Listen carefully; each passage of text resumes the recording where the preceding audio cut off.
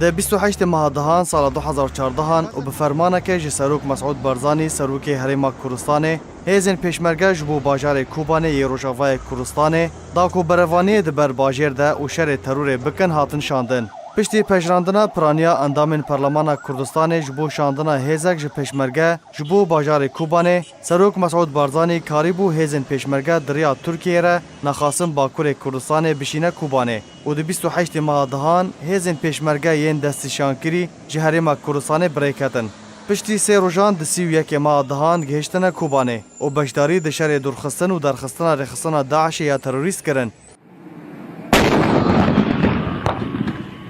کوتانا او رخصتن مزنترین و مترسترین رخصتن د جهانی ده د دما هیزن پیشمرگه گهشتیه باکور کوردستان به بلند کرنا آلا کوردستان کردن باکور به گل و چیچکان پیشوازی لپیشمرگیان کرن همان هست و هلویز لجم خلق کوبانی جیبو و پیشوازیین گرم لوان کرن و کیفخاشی آخا آنین زمان